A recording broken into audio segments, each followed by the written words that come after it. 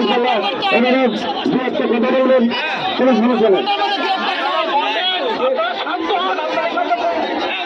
এখানে OC sir বলছে আমরা জিডি করি নাই, কিন্তু জিডি করতে গেছিলাম আমাদের গ্রামের এসপি বলছে আমি তো থানা, তোমাদের জিডি করতে হবে না, এই জন্য আমরা জিডি করতে যাইনি। কিন্তু তারপর শোনা যাচ্ছে আমার ভাইয়ের যখন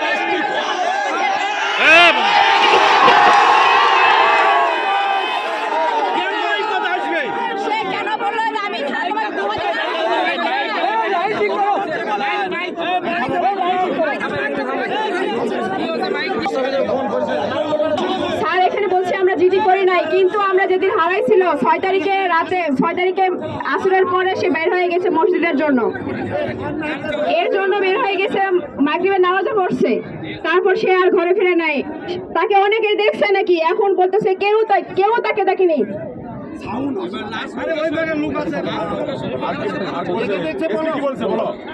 এসপি বলছে যে তোমাদের জিডি করতে হবে না, জিডির জন্য আমি আছি, আমি থানা, তোমাদের কেন যেতে হবে?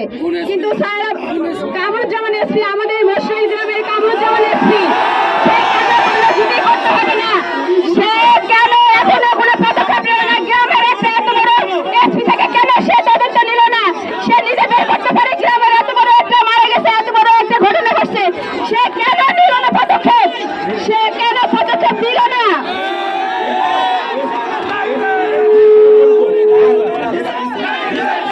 আমি বিচার চাই, আমি প্রশাসনের কাছে বিচার চাই। আর 20 দিন হয়ে গেছে, তার সঠিক মতো কেন তদন্ত করা হচ্ছে না? এখনো একজনকে নিয়ে রেখেছে, তার এখনো ঠিক মতো রিমান্ডে নেওয়া হয় নাই কেন? আজ কয়দিন পরে আমরা এবার লাশ করাবো? এখন আমি চাচ্ছি আসামি যে তাকে আমি ধরে দেখতে চাচ্ছি। স্যারেরা আপনারা দেখবেন এই খুনটা কে করলো, কেন করলো, আমার ভাইয়ের কি করছিল? আপনারা আজকে 20 জন হয়েছে, লাস্টে আজকে 13-14 দিন হয়ে আছে, আপনারা কোনো তদন্ত কেন করেননি? এখনো কেন আমার ভাইয়ের খুনি ধরে করলো না? আমার ভাই কবরে চলে গেছে, খুনি কেন বাইরে এখনো ঘুরতেছে?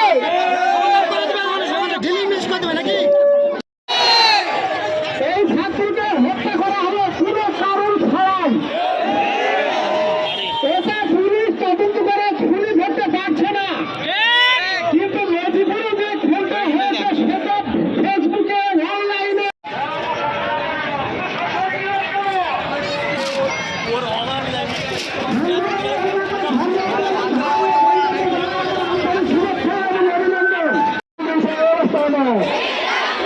প্রশাসন চোখ কেন শান্তি রাখছেন, কোনো রাস্তা না, কোনো রাস্তা